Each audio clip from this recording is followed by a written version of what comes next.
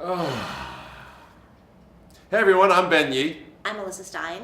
I am so excited. We're sitting in the basement Again. talking about things. It's been a while because you ran for public advocate. I did. What? A chore. What an experience that was. I like that you said chore first. But A lot of work. It's That's not all. it's not often that I've talked to somebody or I know somebody well who's run for public office. And this was a real whirlwind of craziness. Yeah. And Citywide, it's Citywide. basically as big as it gets Fierce before competition. governor, I suppose. there were so many candidates. Yes. And this crunch schedule. Super Yeah. crunched. So I bet that people would be interested to know a little bit about, like, I don't know, what was it like? Like, what was a day like on the campaign trail? Because I know I would run into you and you'd have 7 things and then something else at 11:30 and you were off to Queens and up in the Bronx. Yeah. And so being that your other positions are more centrally located. That's right. So this is expanding horizons in a major way. Well, I was downstate region vice president for the Young Democrats of New York State for like 4 years. And then I was a national vice president for the Young Democrats of America. So I've theoretically covered larger turfs. And I do take that seriously. So I've traveled around the 5 boroughs for a good decade, going to things all over the place. But this was really, there were 2 things that were unique about this experience. One, it was all day long.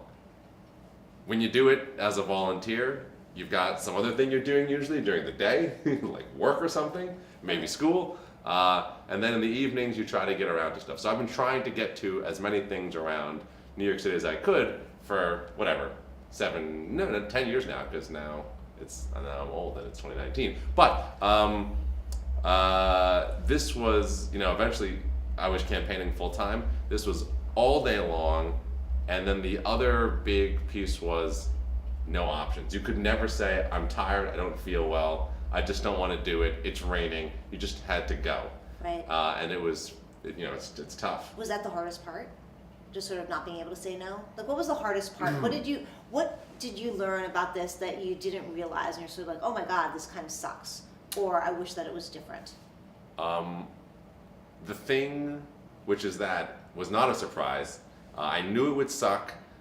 I knew I would wish that I didn't have to do it, and it was raise money, which was I knew you were going to say that. so important. Yeah. And many times, I've had to raise money for things before, and I've definitely felt the pressure to raise money.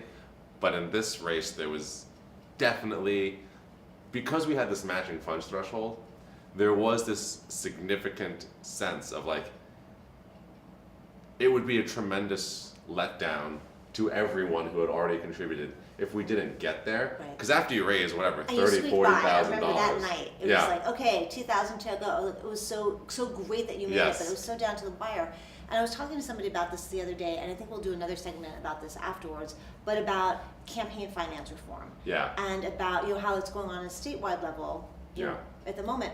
But that it really, by having this matching funds set up, it's great. Yes. But having a threshold is really frustrating and discriminatory because not everybody has the means of raising that much money, and so you can lose terrific candidates from certainly different areas if they Yeah. don't have access to people with money or know how to do this. So even though Right. there are matching funds available at a certain point, you have to be able to really ramp up. That to is get true. it. And that can be hard. I will also say it's extremely good that there's a limit on how much count towards the match, which is $250, because there was, as that threshold approached, and if you don't have a matching fund system at all, this is heightened. But as your deadlines approach and you realize you need more money to do things, the pressure to just do whatever it takes to get that money goes way, way up.